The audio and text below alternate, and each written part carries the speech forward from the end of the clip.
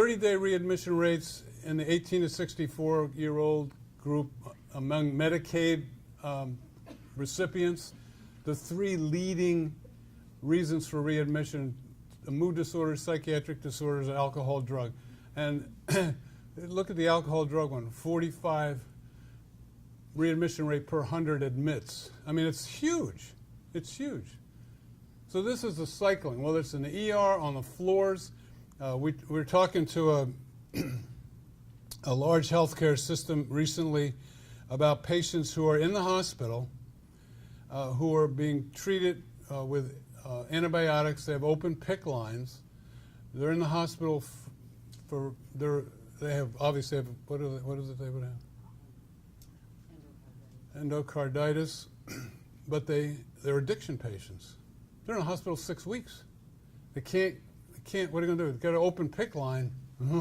So it's like they're not getting treatment, really. They're not getting addiction service in a hospital because the hospitals, basically, the level of expertise is not there. And so is there a place for some sort of collaboration to be able to deliver something to those individuals who are in a bed? Now, if you're in a risk arrangement as a hospital and the guy's there 6 weeks, so there are financial incentives to do something, but the correlation between the conditions that we treat and the need that the medical system have is significant. And so, in this one here, you only got to look at the last column, and that's what is the cost increase for a person who has a behavioral health condition if they have one of these other medical conditions. And it ranges from the low of 62% for cancer patients to a high of 169% increased cost for a person with asthma. Those are compelling. So, like $5,200 without a behavioral health condition, $10,700 with a behavioral health condition if you have arthritis. So, I mean, this is not something that suddenly appeared in the last 2 years. This has been ongoing. But the segmentation of the two fields and the biases of both. So go to the physician if you have a alcohol or drug use disorder, and the doctor's like, I don't know what to do. I mean, a guy called me one time. He says, I have one of your patients here. It's in the emergency room. One of your patients is here. Well, no, he said, one of your people is here. I'm like, one of my staff is in the hospital? No, it's one of those people. We have to send him some. I'm like, isn't he in the hospital? So, but, I mean, it's sort of, the emphasis is just that we haven't been, we're like this. And in the early days, and it goes back to the early days. It goes back to the early days, the guy who didn't want to give us food. We'll show him. We'll get our own place. Well, we got a place. It was a house. The house hadn't, it had been a residence for nurses. Hadn't been used for 20 years. We went in there. It was all, it was like going into some movie set, for God's sakes. It was really like, Jesus. We walked in and we go like, this is it, man. This is it. This is ours. 7 people in a bedroom. Great, it's great. It's our place. We don't need them. We don't need a medical, so we'll do it ourselves. We're like, we'll do IVs here. I'm like, we did. We're like, wait, this is pre-Librium. We were using Visceral to detox people. Guys were yanking the IVs, IV poles. And I'd come home at night and I'd rip the clothes. And my wife says, I thought you were a counselor. I'm like, well, we really get to know our people. I'm like, I mean, good God. It was like, we don't need them. So we have this, embedded in, there's been this antipathy. And we've lost, it's coming together. It's coming back together. But we got a long way to go. And unfortunately, we're hit with a mental health and addiction wave that the system can't handle. Here's another interesting thing. So the big thing is the physical health sector. That's where 80% of the patients who have a behavioral health disorder are in some capacity. 5% of the specialists in that setting are behavioral health specialists.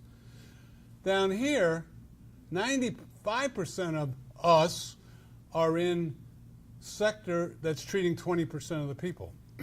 So you go back to the old days when we were trying to figure out, do we need a new shampoo? And we try to find a market to put it in. And if we saw something like this, we'd say, we're going to go after that market right down there. You'd be out. You'd be done. So these are a couple of headlines from recent pieces. Hospitals seeking behavioral partners. Readmission penalties hit a new high. There's opportunity. There's opportunity to make a difference in a much bigger way and be a part of the healthcare system. And I think we can do better. That's what this is about. So what I'm advocating here is that we change our thinking. Let's move away from the sort of acute paradigm that we've lived in. Let's get to the chronic place. Let's start thinking about prevention, early intervention, coordinated care, community-based care.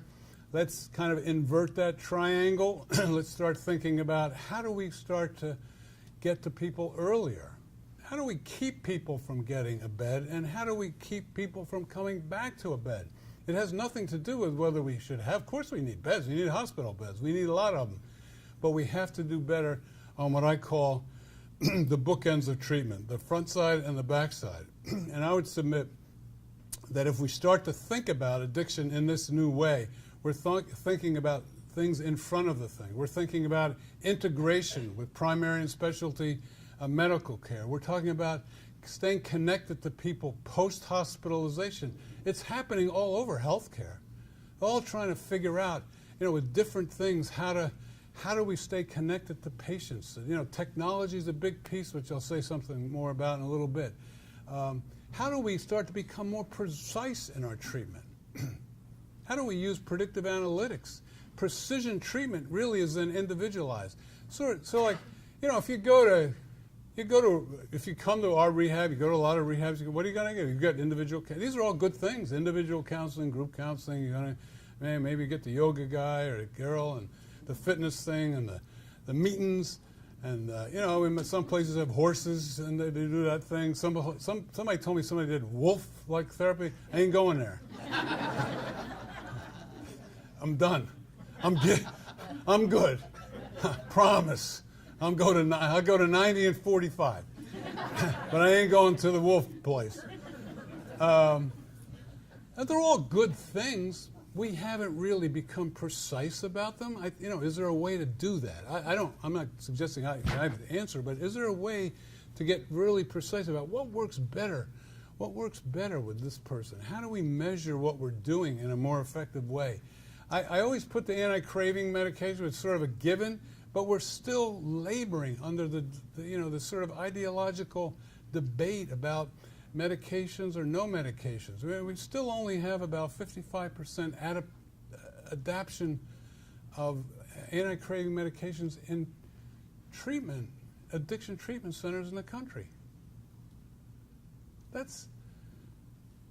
Whether you're like a methadone, anti-methadone, anti-Suboxone, anti-Vivid, it doesn't, we should be done with that. I'm an abstinence guy. We're all abstinence guys and girls. What would we want more than a person not to get better without never using anything? That's why we do what we're doing. I'm a harm reductionist. I'm not. Yes, you are. You are a harm reductionist. If you're an abstinence-based person who's working in a treatment center, you're a harm reductionist. So, let's get rid of the ideological extremes and come to a place where we say, like, the research says that people seem to do better when they're on an anti-craving medication. Now, is that the end of the story? No. There's more to it. There's more involved than just taking, you can't just take something. We've been down that road in 51 with antabuse. Take the antabuse, and so we know it's not enough, but it's frankly, it's one of the advances of the past 20 years. I mean, if you look over the 40, see, I know exactly how long this is because this is how long I've been doing it. So if you look at the last 45 years, what are the most significant advances in our field?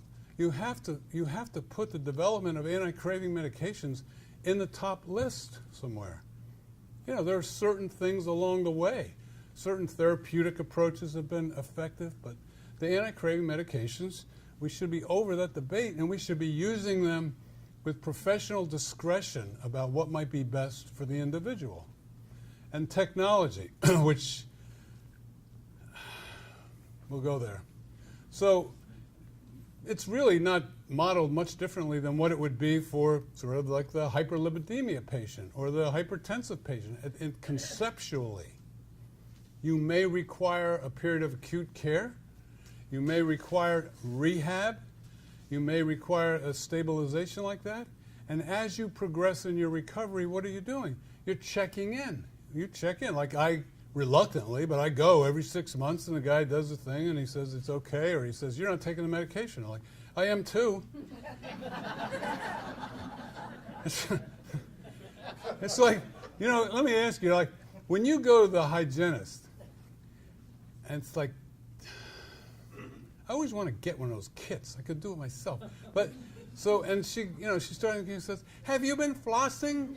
And you go, yeah. You know, you lie. You are lying, right? It's like, are you going to meetings? Yeah, yeah. I said to some one of our staff this way, I said, are you doing that manualized program according to the way it was manualized? And he said, yeah. I said, that's no. That's a no.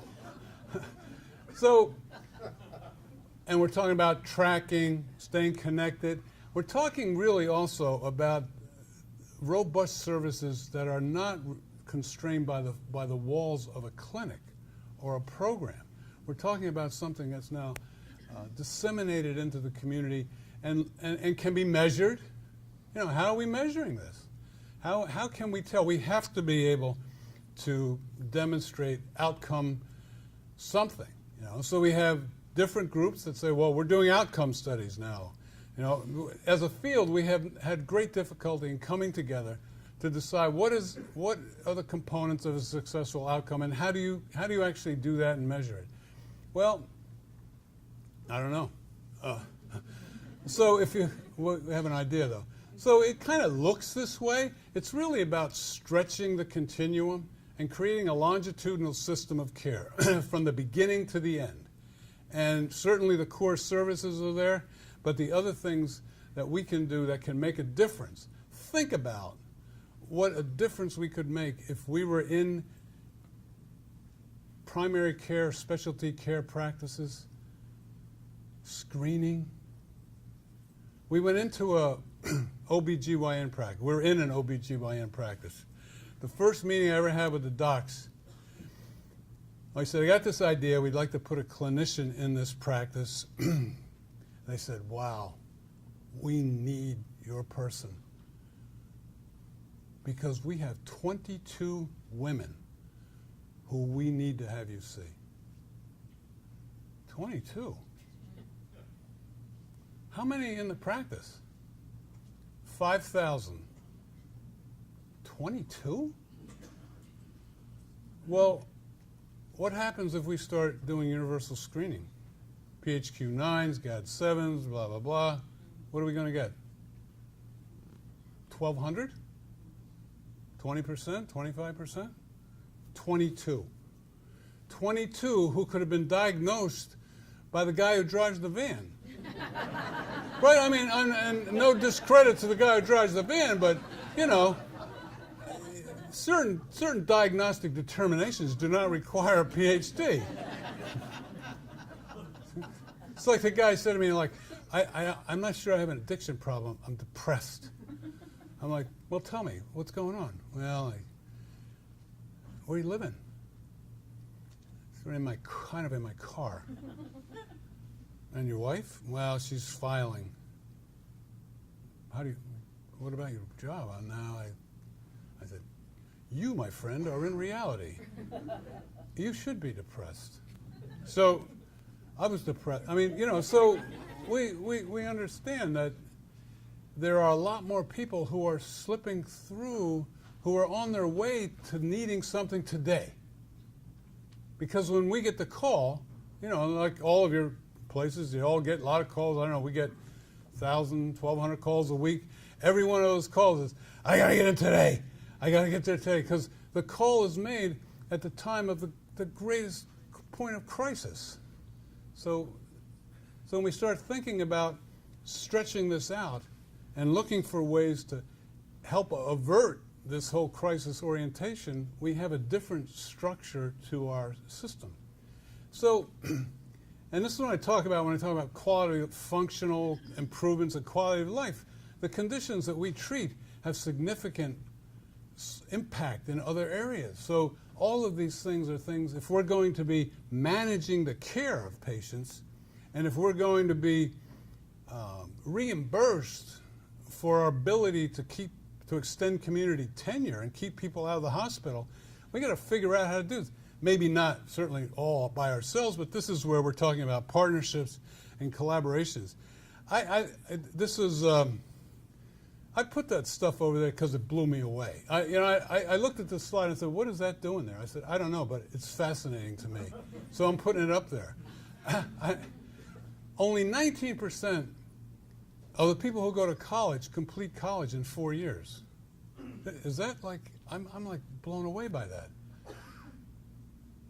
41% of the children born are born to single mothers. Now, we have a new sort of social contract about that, but what we do know about individuals who grow up in single parent families, they are less educated, they're less prepared for the workforce, so they have less resources and ability to manage the day-to-day functional things in life, and they become at higher risk for activities that are generally not desirable.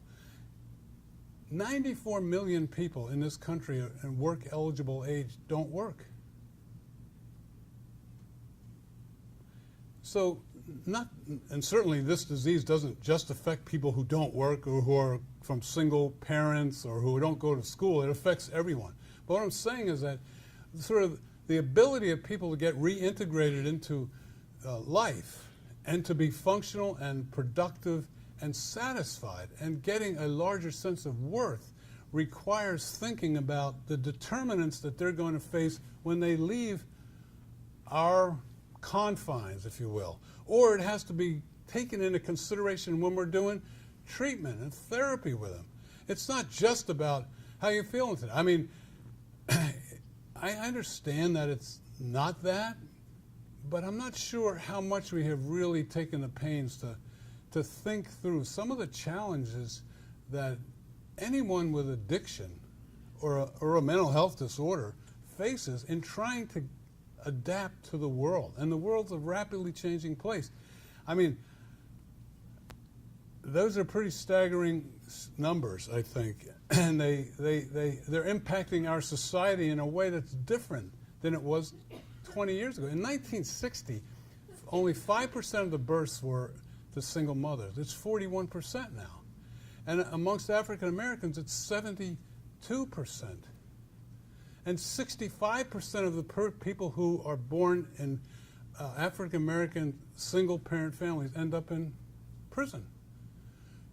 28% of the white people who are born in out of wedlock births end up in prison. So the structure of our society has changed.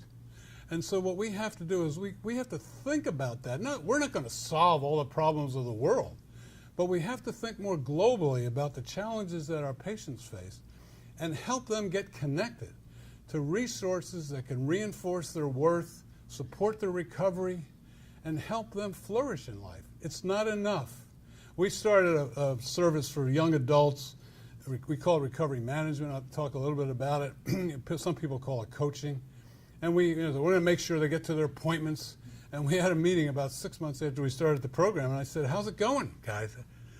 And they said, well, it's going okay, but, we're getting to the appointments. But you know, this guy's 25 years old. We get him to a Vivitrol shot, we get him to his doctor, we get him to his counselor, we take him to meetings. He's going like, and the guy says, is this it? This is it? I mean, I'm good for this, but I said, well, what do we got to do? He said, well, we have to help people understand that they can, and experience that they can have life that they can derive pleasure from an enriched life without using alcohol, drugs, and not just going to counselors. So I said, well, what do you want to, like what? What do you want to do? And they said, like, we were thinking about a weekend at Loon. I'm like, ain't happening. 25, 12 guys, 13 ladies, a weekend at Loon. What month is it? Let's see, it was like February, March. Well, November will be a big month here, right? I said, how about a day? And we did a day, and we've done many days since then. I remember the first time they went, they sent a picture back as they got off the bus in the crisp, is it in Vermont, that place? New Hampshire? Well, I'm from Jersey, man. Nick, you in here? Where are you, Nick? You didn't show up. My buddy from Jersey. They got out of the bus in the crisp New Hampshire air, and Laurie was telling me that they looked up at whatever the guy, what do they call that guy? The ski guy, whatever he is, the ski supervisor? I don't know. I ain't getting on skis. I'm an asphalt kid. And he looked down, and he looked up at the guy, and I was like, because they were, what is the first thing they did when they got off the bus? Yeah, everybody lit up. They were in the crisp mountain air. Looked like a cloud would just settled over them. They had a great time. But they came away. It was like they had a good time. So it was cool. It was very cool. So where do we need to be? We need to be in the mix. We need to be in ERs. We need to be in practices. We need to be in the community. We need to be thinking about how can technology. We will never hire our way out of the access to care issue. We've got to think about new and smarter ways to connect with people, and technology is one of them. And here's the thing. Don't shy away from the opportunity, because we have what the system needs. We have expertise. Never apologize like, well, I'm an addiction counselor in a hospital, and yes, I am. And I know more than anybody in this hospital, because you do. We have expertise. We know how to talk to patients. So we have some people in our ERs. We call them recovery specialists. And ERs doing interventions with overdose victims. Turns out there are 3 times as many alcohol-related issues that come into the ER. So he does those too. So he has a 75% conversion rate of engaging with an individual who comes into the ER and says, yes, I'll go to treatment. And we get 75% of the time, we'll get him in that day or the next day. But the doctors and the nurses are like, and this is not a, this is not a psychologist or, this is a person that knows how to engage. Motivational interviewing. And the doctor's like, this is unbelievable. How can he do this? We're lucky if we get 1 out of 15 people to go to treatment. I don't want to say anything, but if you show up in some of these emergency rooms and you're high, and the doctor says, and the nurse comes on and says, like, don't act up in my hospital, I'll call the police. That's probably not a good MI approach. So, and generally it's met with a corresponding, oh yeah? And then, okay, then it's just step aside and watch it happen, okay? So when this guy shows up at the ER to do his thing, he works like 3 to 11, I think, and they're like, they love this guy, because every person that comes in there who is an opiate or an alcohol use disorder person, it's like, he knows how to talk to them. We know how to talk to patients. We know resources. We know how to connect people to resources. So there's value added. And so, and it's being done at a reasonable cost, and we do something for our field. We communicate value to the larger system. I thought that guy, he's been in here 5 times in this emergency room, and we were going to keep him out. We're going to keep him out. He's just a guy. we didn't know what to do with this. A number of years ago, we said to the hospital, this particular hospital, we said, look, we will pay a stipend for your nurses to spend 2 days in the detox. These are med-surg nurses in the hospital. Because we were doing trainings in the hospital, you do training, they're like, yeah, it's okay. So we said, it was Peg's idea. She said, why don't we bring them to the detox? Oh, whoa, that'll be cool, right? Well, they were changed people. Now, we had a fight with the counselors and the social workers because we wanted them to sit in on groups, do the whole patient experience. Sitting in a group session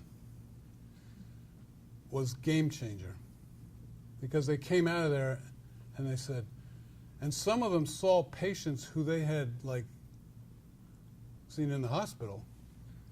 They came out of those sessions and what did they see? They saw a person with a disease who was in pain, struggling and suffering. When you're in a hospital and you have that, you don't have permission. The system and the culture doesn't allow that. When we first went into the hospital, Peg would we'd do work-based learning in the hospital, and she'd say, a Gosnold counselor will come and see you. And the guy was like, I don't need Gosnold. No, I don't need that. So we weren't getting any connections. So I said, look, why don't you drop the Gosnold thing? And so we said, a counselor can come and chat with you. And maybe got to 35, 40%. Then finally I said, look, drop that. When your doctor comes in and says, I've ordered a GI consult for you, he doesn't say, would you like to have a GI consult? No. So we started saying, a counselor will be in to see you later. It couldn't get him out of there. I was like, how long are these sessions? I mean, really, you got to get out of there. So it's so removing those sort of pejorative and stigma things. So we have a lot to offer, and I think we need to sell it. We can do all of these things. I'm not going to go over them again because I'd like to have some time for a conversation. We got 50 people in here. No, wait a minute, 100. These are some of the things that we've had some success with. Other places have had success with it.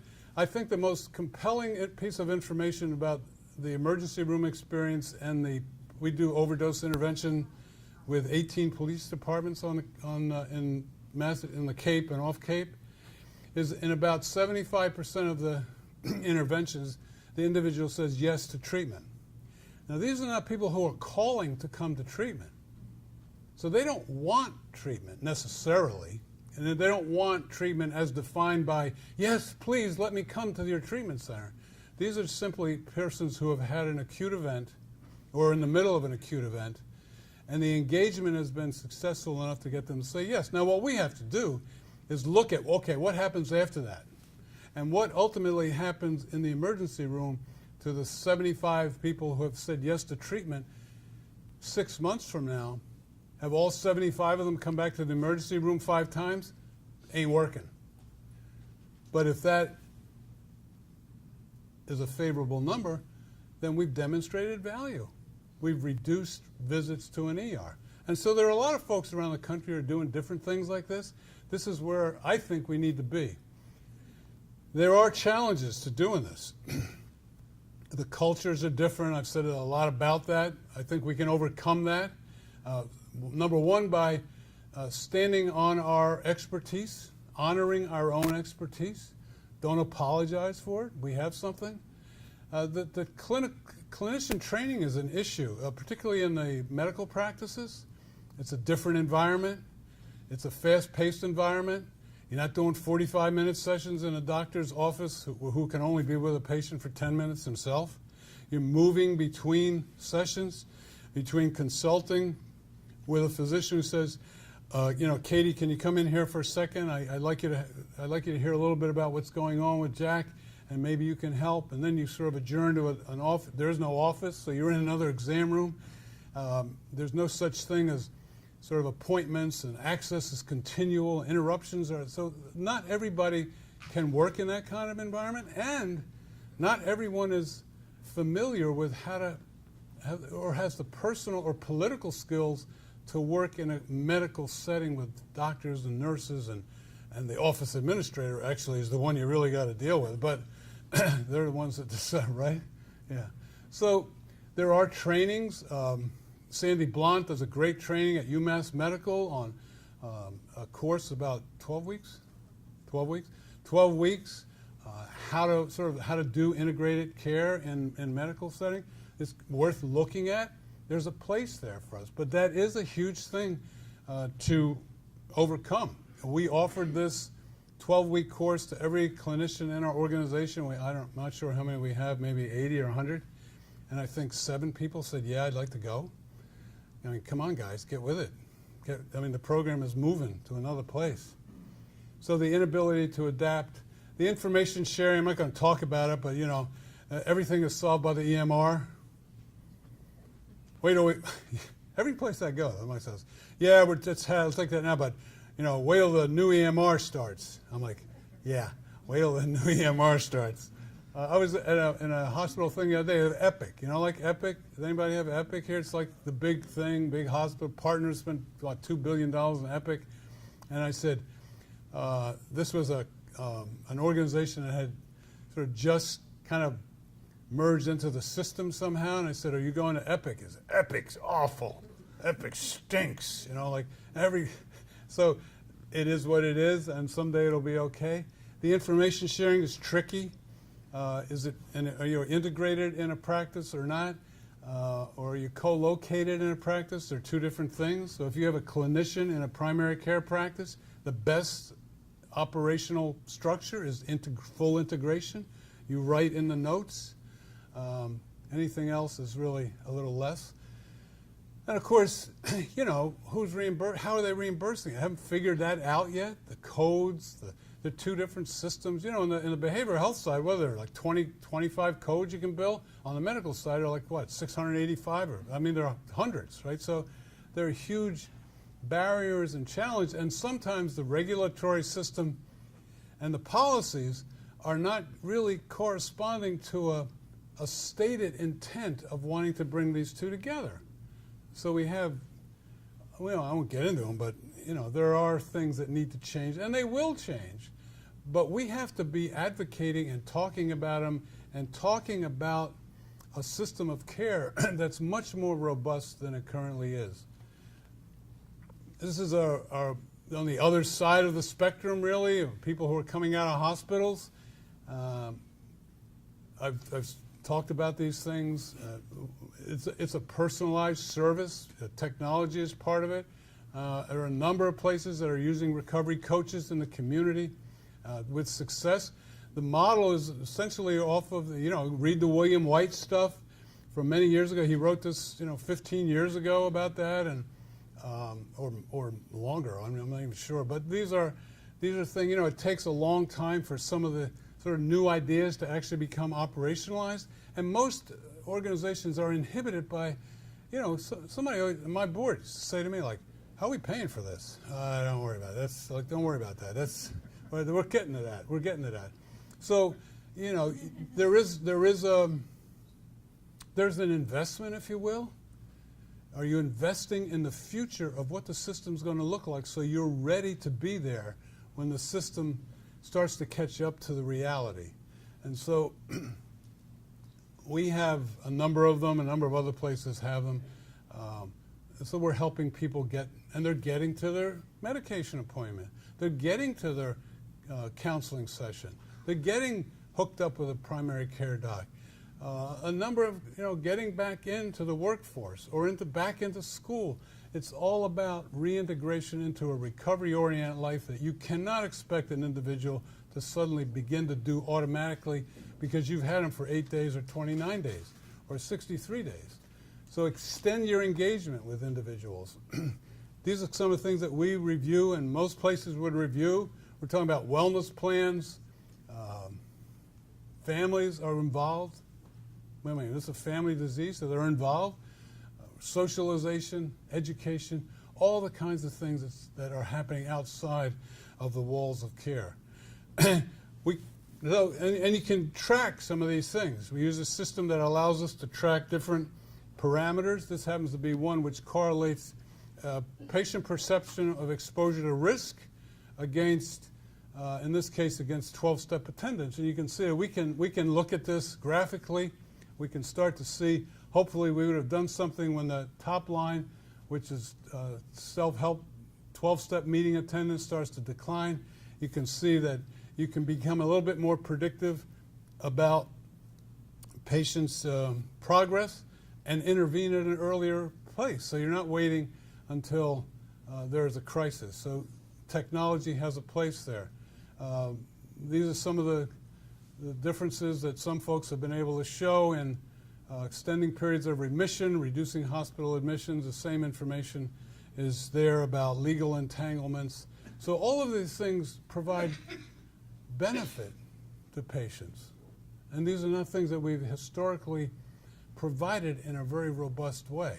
So think about looking at a way to develop them. And again, we can't do everything with people. And we have technology, for whatever its value, and that kind of, is debatable, but it has value. But we can begin to think about how do we use technology in a way that keeps us connected to individuals. There are 100,000. Am I going through a little? Just like I never did make it to Woodstock. I got stuck on the way, but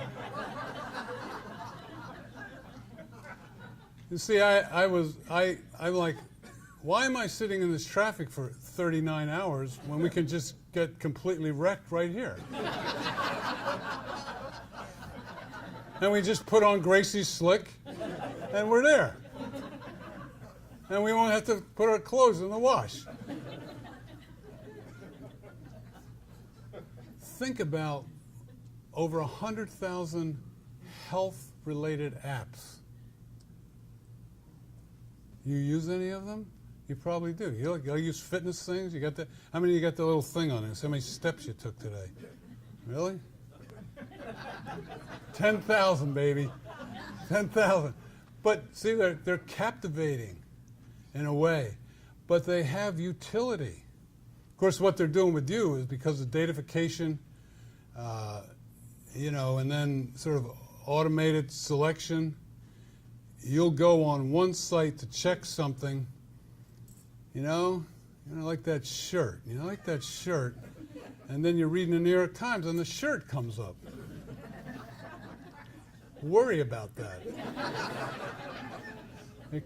So be careful about what you put in there. They're like, you might be interested in.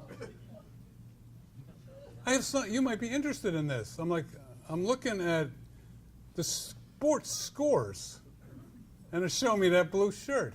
They're doing that with everything. So, but the point is, all of this information is turned into data, and then you have, the algorithms select things out. And so that's happening in healthcare, and there are ways for that to help us to have technology be the digital loop. You can't be with people all the time, but you can stay connected to them. I'm a great fan of how to use gamification to keep people engaged with some of this technology. So we're going to start a pilot sometime in November using a technology that rewards patients at the end of a particular, I don't want to get into it, but of a particular activity with Amazon points. And they can accumulate points, and then they can buy things. Of course, I'm trying to figure out how do we do that and have them buy, recovery-related materials or registrations to row 5Ks, because, it's like, we started letting folks, we realized that our costs of care were going up because of all the time our staff was spending chasing people around and trying to find their cell phones, right? And so the patients would come in and they'd say, I know I can't have the cell phone here, so here's my cell phone. And we go like, okay, how many cell phones does this guy have? So we finally said, let him use the cell phone in the program. Just 2 hours a day, give them the phone. I was like, they're going to call their dealer. I'm like, couldn't they do that on the payphone? So they're going to go on the internet. All right? Okay, go on the internet. Let's try it. So we had a couple of them we had to pull kicking and screaming. So here we are, I don't know, maybe 6 months later. Nothing. Nobody's, showing up at the door. I mean, people do, but not because of that. It's like when we had the time. You remember when it was like you could only have decaf coffee in the detox, only decaf, because if you have caffeinated coffee, it interfere with the Librium. I'm like, really? It's crazy. What about the people out in the street who were having coffee and then having Librium? Anyway, and so what we were then, like, people were sneaking out to get coffee. They were coming back. We caught them. We'd catch them. They'd have coffee. It was like, they'd have the morning meeting. It was like, how's this guy doing a treatment? I don't know. Here, he came in last night. He snuck out and he brought coffee back. So I said to John was running a detox. I said, here's what we're going to do, John. Give him coffee. I said, until 4 o'clock. The dinner meal, serve decaf. Give him coffee. Oh, no, that'll never. Just try it for a week. That was 15 years ago. Nothing happened. Let's get out of the place. People are, I'll show you, we're using some of these. There are a bunch of them. You're probably using some of them. Some of them are a little primitive. They're in an early place of really becoming useful. There's question about utilization. How long do people use them? How do they really help? How can they be better? But let's face it, that's the age that we're in. And so we have to appropriate this technology in ways that helps us leverage our resources.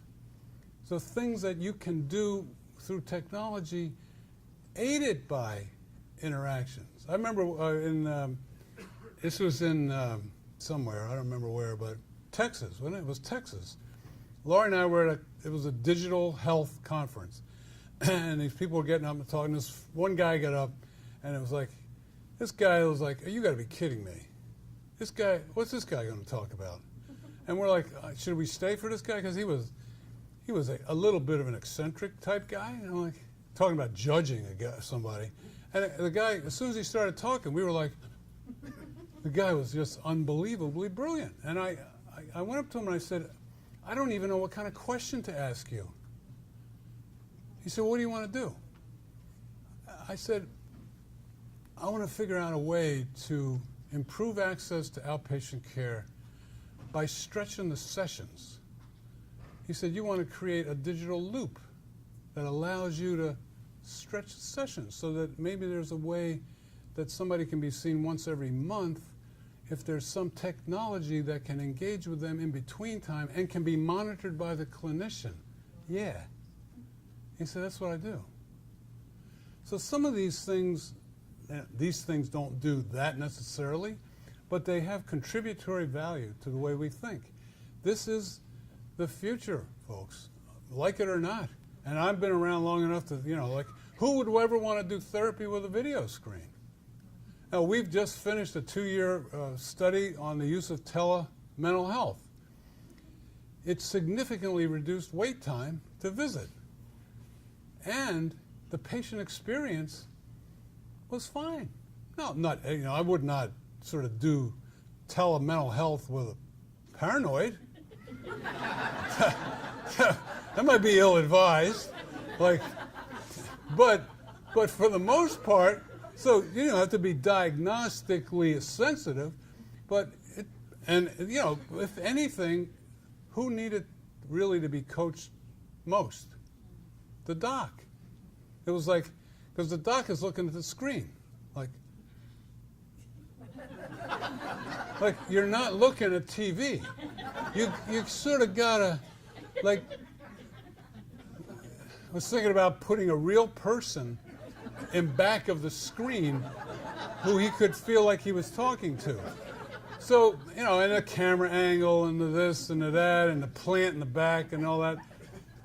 But the patient experience was of great value. So, and think about what that affords the opportunity to do. Now, we do it with folks in a clinic, but we could be able to do that in any number of settings. It exponentially expands our access and our connection to patient. So don't poo-poo it. Particularly with that under 44 group. That would be me and some of you. 72% of us really are talking about that's how we want to interact. This is where we are. I'm surprised about the other people. Even half of them are getting it. So it's coming. It's here. And there are a lot of logistical things to work out.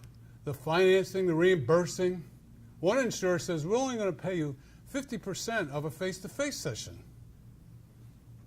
Oh, you don't have the overhead. You don't have.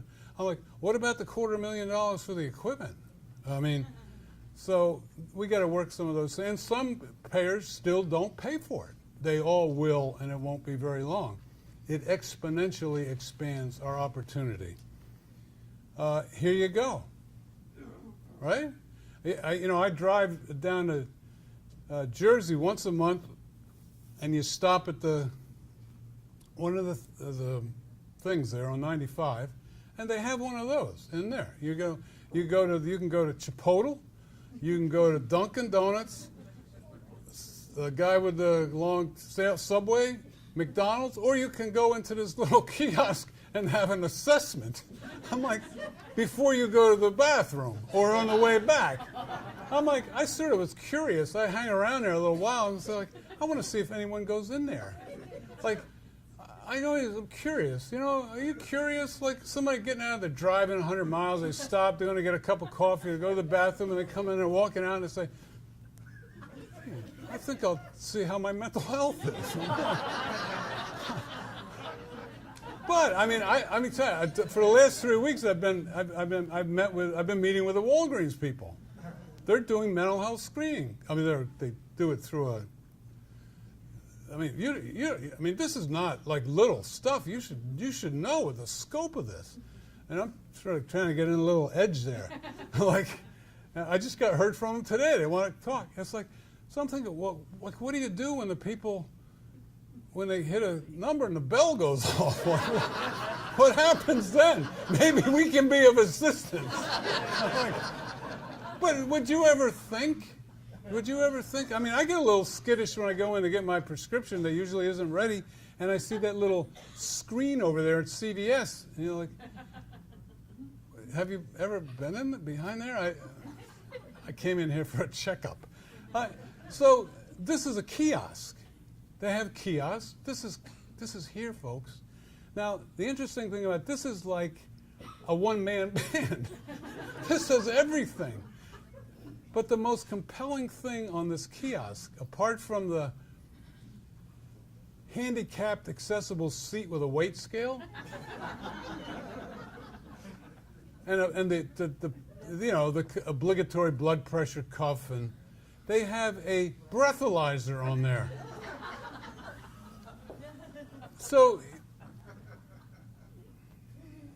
I don't know. I sort of wonder. I mean, I don't really want to go and spend 8 or 10 hours at the place where this is, but I'm a curious enough guy to say, like, suppose somebody comes in there and blows into that thing at wherever the hell this is, at CVS, and blows a 280. What happens? The guy behind the counter come and say, "What? Give me your keys." Like, and who's going to do that? Like, so if I've been drinking at Joe's Saloon and we say to the guy, let's go over and blow into the breathalyzer at CVS. Like, so, there's a little absurdity here, but there are really sophisticated. Go on the thing there and just put in health kiosk images. Some of them are like you're going into one of the little Star Wars places. They're quite elegant. They're very sanitary. You can close yourself in them. But, so we can say, well, that's not going to affect us. It is going to affect us. All of these things. Not like this is like insane, really. But the technology is there. And the technology can be used in a way to help us help more people. So don't shy away from it. Look at it. And think about how you can integrate it into what you do. Because at the end of the day, the system will change because it has to change. Because if nothing else, the costs and the impact of this on the healthcare costs are prohibitive. And the much greater visibility of mental health. Did you ever think in your lifetime, particularly those of you who've been doing this for a few years, that you'd ever see mental health and addiction being discussed at the highest levels of government? Never. It's unprecedented. Unprecedented. We have opportunity. So what we can do is we could squander it. We could squander it, or we could respond to it in a way that reinforces the perception that addiction treatment is really primitive, not thought-provoking, not innovative, not willing to work in a collaborative way with the medical care system. Or we can really bring ourselves off the sidelines into the mainstream, which is where we belong, as a valued contributor to the wellness of populations, the wellness of our people, because God knows the incidence of mental illness and addictive illness in our society is incredible, incredible. And we have what the world needs. Think outside the box. Think about integration. Think about things that are different. Forget about whether or not they are initially, you can't think about, like, is this going to be lucrative for me? I don't know, maybe it is, but we're in the business, I'm telling you right now, I'm close to, no, I don't know where, but I did a presentation at a private equity firm in New York about 1.5 years ago. They said, well, look, we may be interested in getting into this space. And I knew a guy there, and I did it for nothing. So how stupid is that? I did it for nothing. Anyway, I sat with these guys for about 1.5 hours, gave them a briefing. They were interested in 5 things: occupancy, utilization, demand, reimbursement, and margins. I think maybe 2 questions were like, what do you do in these places? And I don't disrespect that. They're equity investors. And we got to the end, I said, you know what, you guys, they decided in the end, I knew where they were going to do the investment. It was not a great thing, and they ended up not doing it. They might have done something else. I said, you guys are in the investment business. I'm in the healthcare business. We're in the business of trying to improve the health of individuals. And so thinking about better ways to do that, newer ways to do that, taking advantage of what's out there and thinking about how to implement it in the delivery of your services in a new way that can reach more people.